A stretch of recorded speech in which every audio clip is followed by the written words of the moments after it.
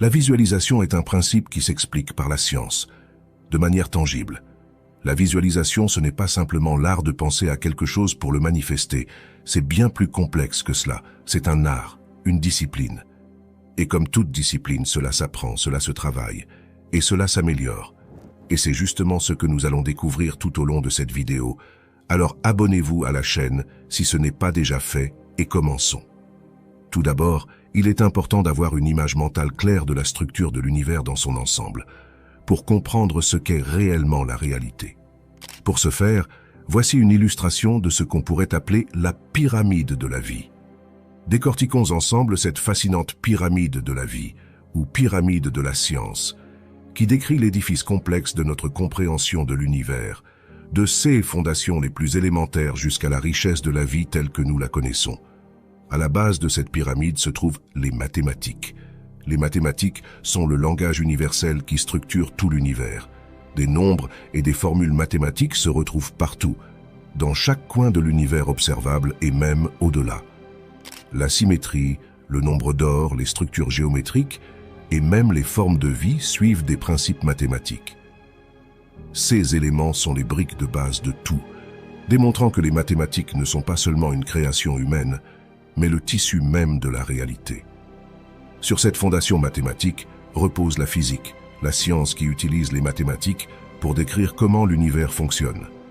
La physique couvre un vaste champ, des forces fondamentales comme la gravité aux théories complexes de la relativité et de la mécanique quantique. Ces lois universelles régissent tout. Des mouvements des planètes aux interactions entre les particules subatomiques, révélant l'ordre incroyable qui régit le chaos apparent de l'univers. De la physique émerge la chimie, la science des atomes et des molécules, et de leurs interactions et réactions. La chimie est partout, dans l'air que nous respirons, dans l'eau que nous buvons, dans les aliments que nous consommons, et au cœur même de notre être. Chaque substance, chaque matériau, chaque forme de vie est constituée d'atomes et de molécules orchestrées dans une danse complexe régie par les lois de la chimie. C'est ici que la matière prend forme et que la complexité émerge de la simplicité. La chimie sert de fondation à la biologie, la science de la vie. L'ADN, avec sa structure hélicoïdale dictée par des principes chimiques, est le plan de tous les êtres vivants. La biologie explore comment, à partir de ces plans, émergent des organismes complexes capables de grandir, de se reproduire et d'interagir avec leur environnement. C'est le domaine qui étudie comment la vie s'adapte, évolue et persiste à travers le temps.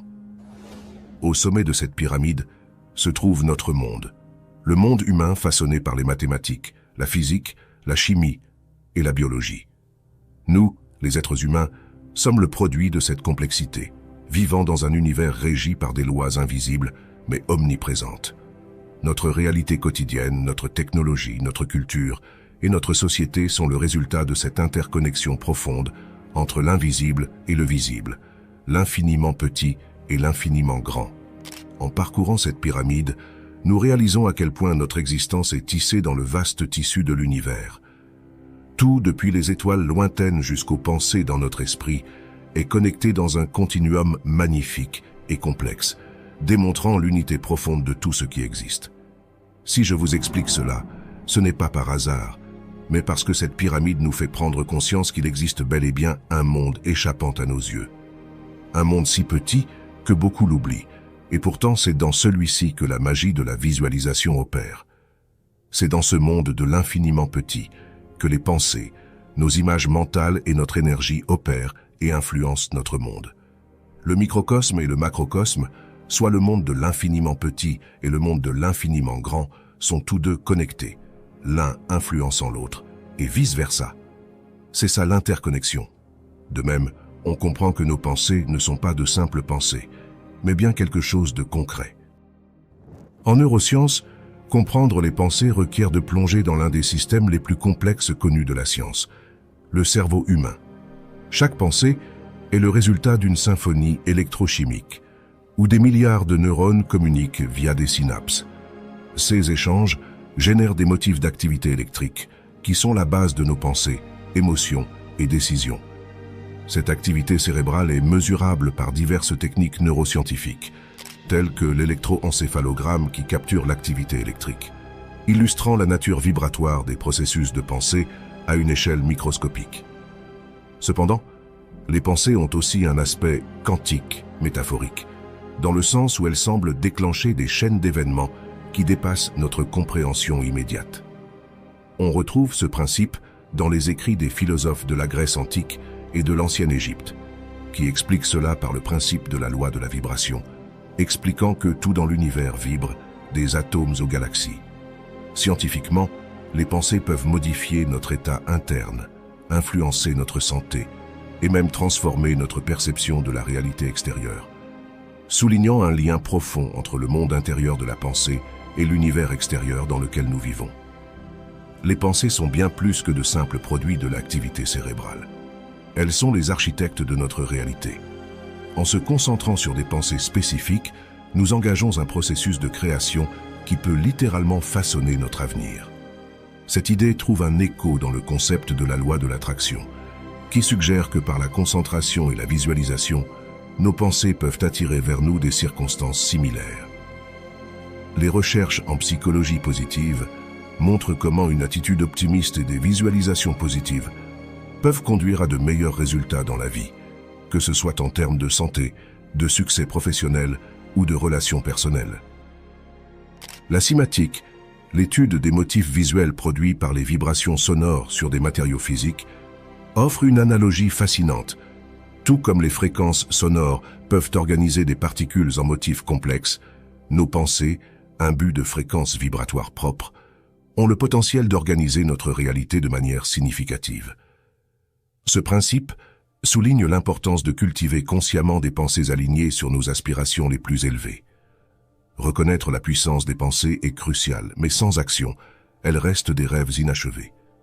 L'action est le pont entre le monde des possibilités, habité par nos pensées et visualisations, et le monde tangible de la réalité.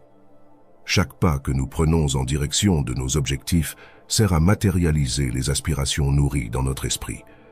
Cette dynamique est au cœur de nombreuses traditions de sagesse et est soutenue par des recherches en psychologie comportementale qui démontrent comment les petites actions quotidiennes, orientées vers un but précis, peuvent conduire à des changements significatifs dans notre vie.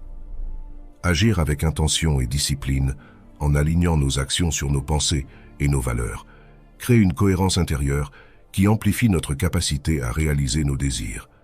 Ce processus d'alignement n'est pas seulement une question d'efficacité personnelle, c'est une pratique de vie qui harmonise notre énergie intérieure avec les forces extérieures de l'univers, facilitant ainsi la manifestation de nos rêves et objectifs. Il n'y a qu'à observer. Prenons l'exemple de Nikola Tesla, qui utilisait la visualisation pour concevoir ses machines et ses inventions dans son esprit, avant de les matérialiser dans la vraie vie. Bien que la visualisation l'ait aidé à attirer des opportunités et à trouver des idées d'amélioration, il s'est tout de même servi de ses mains pour concevoir ces machines.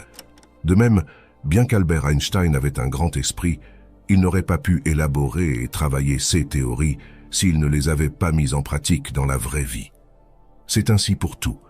L'invention du téléphone par Alexander Graham Bell est un autre exemple parfait de la nécessité de passer de l'idée à l'action. Alexander Graham Bell a eu l'idée de transmettre la voix humaine par l'électricité en 1874, alors qu'il travaillait sur une machine à traduire la parole en morse. Il a rapidement réalisé que le principe pourrait être utilisé pour créer un téléphone. Cela nous montre que, pour réussir, il faut non seulement avoir une idée, mais aussi la mettre en œuvre. De même, les grands entrepreneurs qui ont révolutionné le monde ont tous eu l'idée de créer quelque chose de nouveau. Mais ils ont également eu le courage de passer à l'action et de se lancer dans l'aventure. Sans action, aucune idée ne peut se concrétiser, car travailler uniquement sur l'idée serait égal à travailler que sur un plan. Et comme nous l'avons vu précédemment, il existe plusieurs plans. Alors, travailler sur le plan mental est certes nécessaire, mais mettre en œuvre son plan mental en agissant sur le plan physique est tout aussi important. C'est la combinaison des deux qui donne naissance à la réussite. Mais c'est du plan mental que naissent toute création. La visualisation va bien au-delà d'un simple exercice d'imagination. Elle est une pratique puissante qui a le potentiel de remodeler notre cerveau et de transformer notre biologie. Au cœur de cette pratique réside une vérité fondamentale en neurosciences. Nos pensées ont un impact direct sur notre corps. Lorsque nous engageons l'esprit à travers la visualisation, nous déclenchons des processus neurologiques spécifiques. Les images mentales activent les mêmes réseaux neuronaux qui seraient en jeu si l'expérience était réellement vécue. Cette activation ne se limite pas à des modifications superficielles. Elle peut influencer profondément notre biochimie. Par exemple, la visualisation positive peut réduire la production de cortisol, une hormone associée au stress, et augmenter la sécrétion de neurotransmetteurs comme la sérotonine et la dopamine, améliorant ainsi notre bien-être émotionnel. Inversement, un état de santé précaire peut nuire à notre état mental, créant un cycle négatif. La clé réside dans l'utilisation consciente de la visualisation pour aligner l'esprit et le corps, dirigeant nos pensées vers des objectifs positifs et bénéfiques, et orchestrant ainsi une harmonie biochimique qui soutient nos aspirations. Faites-en l'exercice simplement maintenant, et vous verrez. Fermez les yeux et imaginez-vous fermement ayant réussi l'objectif que vous souhaitez atteindre. Vous êtes là, et vous vivez intérieurement votre rêve, vous avez accompli votre but, et vous le vivez. Vous le ressentez intensément dans votre esprit. Imaginez chaque détail, comme si c'était un souvenir, ou le moment présent, comme pour un rêve. Vous êtes en train d'expérimenter votre avenir. Vous allez ressentir de la joie, du bonheur, de la motivation, de l'envie, et ces émotions que vous allez vivre dans votre imagination sont actuellement en train de modifier votre biochimie. Ces émotions à l'apparence imaginaire modifient actuellement votre humeur, vos choix et vos décisions. Si vous souhaitez avoir une preuve inverse bien plus simple à comprendre de ce principe, imaginez-vous avoir bientôt un oral à passer, ou une épreuve que vous allez bientôt devoir faire qui pourrait vous rendre anxieux ou anxieuse. Vous allez voir que, comme dans le cas précédent, le fait de penser à cette épreuve qui vous stresse va vous provoquer une boule au ventre et modifier votre comportement, vous rendant anxieux et stressé. Cette boule au ventre due au stress, générée par la pensée d'essayer de prévoir l'avenir, modifie également votre biochimie interne, libérant du cortisol, vous rendant mal intérieurement. Et cette anxiété va modifier vos actions, augmenter les risques de procrastination, de peur et même de maladie. Les effets des pensées sur l'alchimie de notre corps sont donc bien réels et donc impératifs à contrôler, ou du moins à diriger. Je dis à diriger car parfois, en fonction des épreuves que l'on vit, nous allons nous sentir mal. Mais c'est à ce moment-là qu'il va falloir forcer sa discipline à agir. C'est dans les moments de tristesse qu'il va falloir instaurer la discipline de visualiser dans notre esprit l'état émotionnel inverse, afin d'inverser la tendance. C'est-à-dire que lorsqu'on se sent triste, pour ne pas s'effondrer et surmonter cette épreuve, il va falloir avoir la volonté de s'imaginer heureux, en s'imaginant vivre une expérience nous rendant heureux, ce qui modifiera petit à petit notre état d'esprit. Cela nous remettra dans le bon état d'esprit propice à la réussite. Ce n'est pas grave de chuter, l'important, c'est de ne pas rester à terre. Pour entreprendre la visualisation efficacement, un cadre structuré est essentiel. Selon le Dr Joe Dispenza, spécialisé en neurosciences, la première étape consiste à créer un espace de calme et de concentration où les distractions externes sont minimisées. Trouvez un endroit paisible et adoptez une posture confortable pour réduire la tension physique et faciliter la concentration. Commencez par des techniques de respiration profonde pour induire un état de relaxation, permettant à l'esprit de devenir plus réceptif. L'étape suivante implique de former une image mentale vivante et détaillée de votre objectif. Impliquez tous vos sens pour enrichir l'expérience. Visualisez non seulement l'objectif atteint, mais aussi le processus d'y parvenir, y compris les sensations, les émotions et les sons associés. La répétition est cruciale. Une pratique régulière renforce les réseaux neuronaux associés à votre vision, rendant l'objectif psychologiquement plus tangible.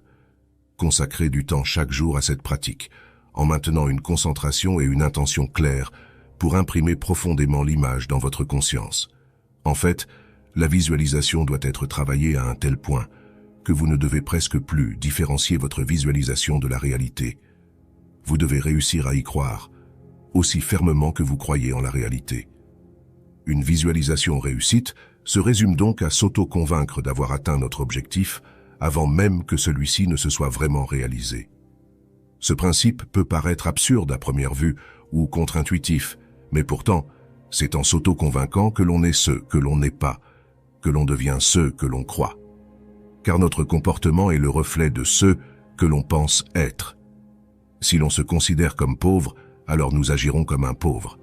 Si nous nous croyons stupides, nous agirons comme tels. De même, si nous nous considérons comme un loser, nous agirons comme un loser.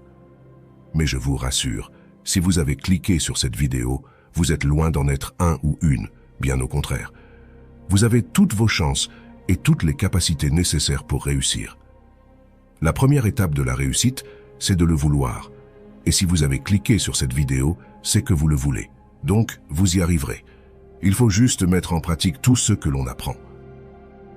D'ailleurs, si l'on prend l'exemple des acteurs, c'est ce qu'ils font.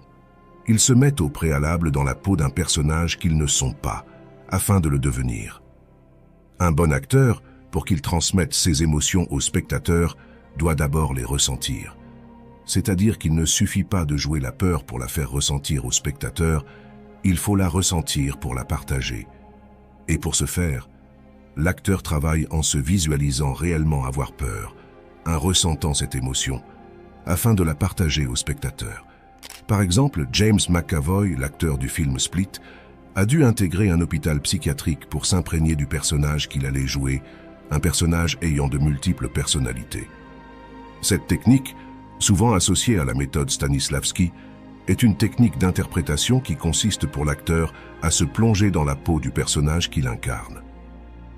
Dans le cas de Split, James McAvoy devait incarner Kevin Wendell Crumb, un homme souffrant de troubles dissociatifs de l'identité. Ce trouble se caractérise par la présence de 2 ou plusieurs personnalités distinctes au sein d'une même personne, et dans le cas de ce film, l'acteur devait jouer 23 personnalités différentes. Alors, pour se préparer à un tel rôle, James McAvoy a passé plusieurs jours dans un hôpital psychiatrique où il a pu rencontrer des personnes souffrant de ce trouble. Il a également lu des livres et des articles sur le sujet. Ce qui est intéressant, c'est que dans la vie quotidienne, pour qu'une visualisation se concrétise, le principe est le même.